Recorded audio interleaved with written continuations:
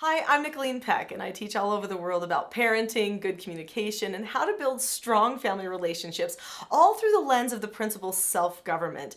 And in this video, I'm answering the question, should parents make promises to their children?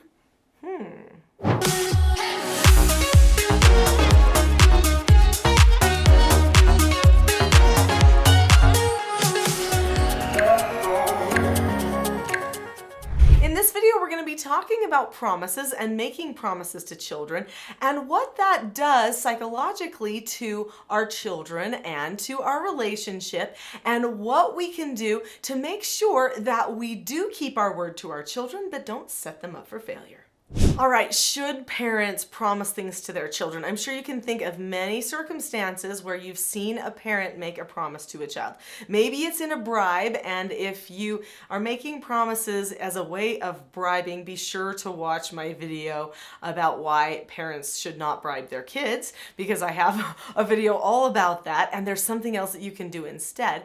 But there's other times that we make promises to our children too. So we might say something like, we can't do that right now, but I promise later tonight we will play that game together as a family. Or we might say something like, I promise that when you turn 16, you can have a phone, okay? We say stuff like this way ahead of time, and then the child says, okay, well, I'll be okay then until I'm 16. I've got 2 years to wait. Or tonight we're going to play that game that I've been wanting to play with the family because I need people to play that game with me, and that's going to be more fun. And so they look forward to it. They now have an expectation inside for what is going to happen. Now, when I say the word expectation, I hope that you see there could be a flag there.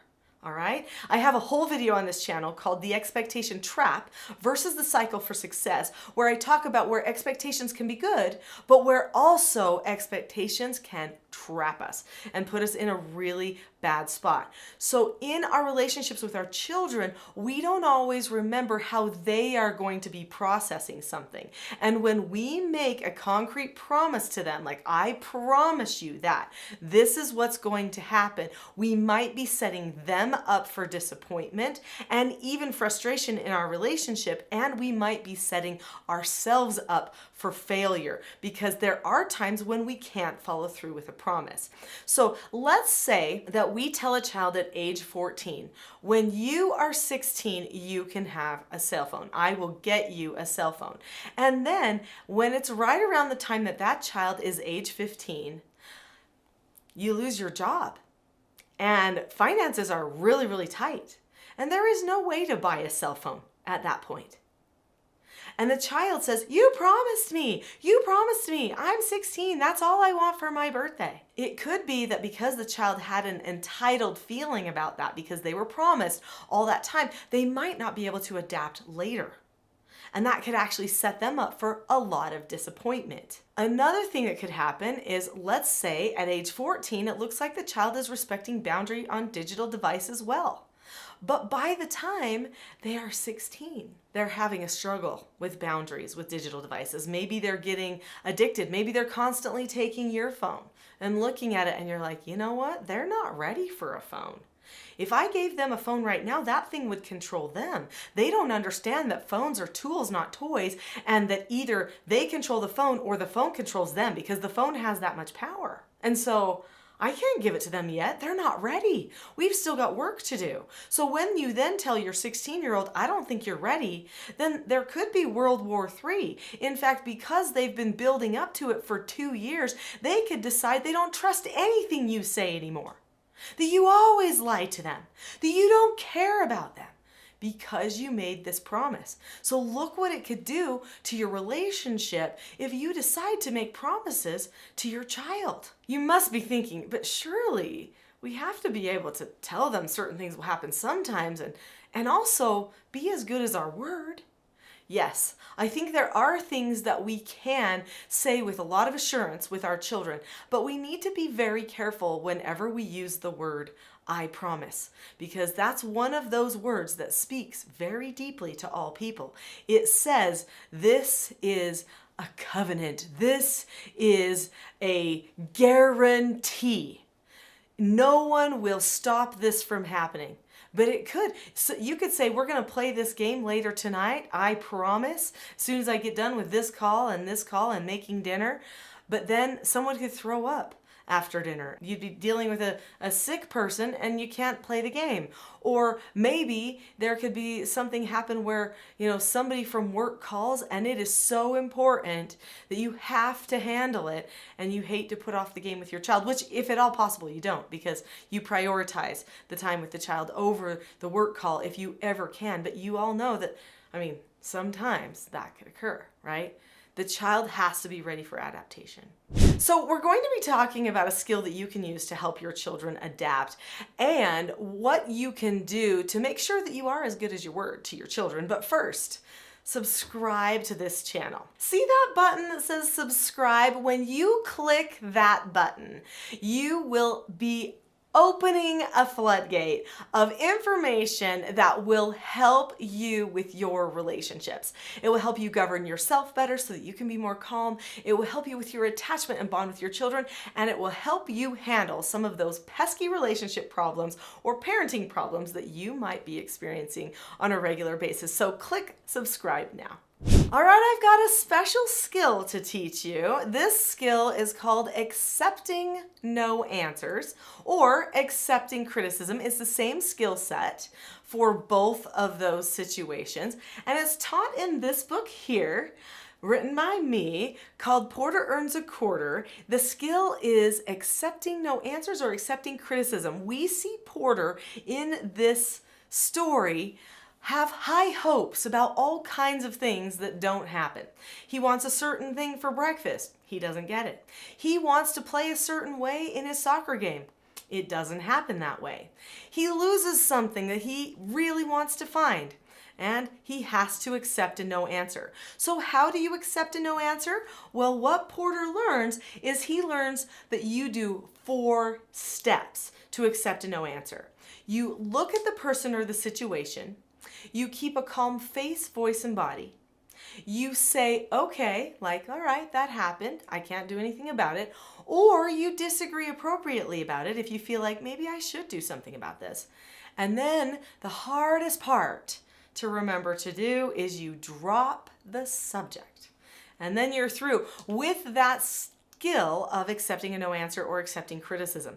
Dropping a subject can be really tricky because you can get your heart set on something like the phone or like playing the game with your family that night or the special dessert that mom said she would make but suddenly she didn't have time to make. And so now you don't get to have that special dessert. We set our hearts on certain things which create these expectations that actually pave the way for disappointment. So do people get disappointed? Yes. Do they set expectations? Yes. Should we be careful about how high we set those expectations? Absolutely, which is why we want to be careful with the word promise. We can say something that we hope something is going to happen. We can say, I think tonight we will plan for this. But just so you know, sometimes things happen and it doesn't happen. So also prepare to be able to accept a no answer if we have something get in the way and we have to adapt. So you prepare your children ahead of time to accept the no answer, and then when you're pre-teaching about what's coming, then you let them know that they might have to use that skill. So just so you know, that skill, even though it's in a children's picture book, is not just for children. For years I did treatment foster care for troubled teens. They were all between the ages of 12 and 18, and I have raised all of my 4 children to adulthood as well. So I've parented many children, and that skill was one of the basic skills that they needed to handle problems in their life. So it doesn't matter the age, we all need it. As an adult, if I go to the store to pick up something and it is all out, guess what that is? It's a no answer. So I have to look at the situation, keep a calm face, voice, and body, and say, well, okay, it's all out. Or disagree appropriately. Go up to the service counter and say, hey, I've noticed that this is gone. Do you have any in the back room? Right? Or something like that. And if they say, no, we don't, then I say, okay, and I drop the subject. That's what an adult has to do too. So these are just adult skills. No matter the age, your children can learn to accept no answers and accept criticism. So now, what do we do as we're preparing them in order to be successful with these skills? So when your child is talking to you about the cell phone, it's going to be important that you tell them more, not less. Don't just put them off with an empty promise. Instead, have a conversation with them about it. Okay, why do you want the cell phone? All right. Well, here's what I know about cell phones, and this is the age that I kind of have in my mind that I think you're going to be ready. But what I understand about cell phones is they're tools, not toys, and that they can control people. They're highly addictive. They're actually meant to be addictive. People program them in that way so that they can market to us and give us their different ideas that they want us to accept, which could hurt relationships and even distract you from your education. So I think you could get to a place where you are really good at accepting no answers and even giving yourself a no answer. And when you are at that point, then I would know that you probably could handle having a cell phone so that you wouldn't get into stuff you shouldn't, and that you could put it down at any given moment and not feel like you're having some problem by having to put it down because you can't check a text the second you hear a ding. So I don't want that thing to control you, honey. I'm going to shoot for age 16 because I think you might be ready by then. But if we hit age 16 and I can tell you're not ready, then I'm probably going to still have to give you a no answer at age 16. And then we'll talk about it again at that point. So that is saying, this is what I hope for. This is my plan. This is what I'm watching for. This gives the child so much more information. So instead of feeling entitled because of a promise, they go, wait, I've got to stay focused on this goal too. If mom's going to have the goal and I have the goal, I've got to make sure I'm not being addicted to devices. I've got to make sure that I am connecting with people, communicating with people, seeing digital tools as tools instead of toys that can control me. I've got to make sure I keep things in perspective. And then, just so you know, when I give the child the phone, I'm going to say, I think you might be ready, but here's how we're going to set it up. These are going to be the rules for the phone because I care about you and I don't want you to get sucked into an addiction. I want you to have good relationships forever, which means you got to practice now while your brain's still forming. And so this is how we're going to set it up. And if you can't keep those types of rules, then we might decide it's not time again and you still won't be able to have the phone. I mean, you just got to lay it all out for them instead of saying, yeah, you can. No, I'm taking that.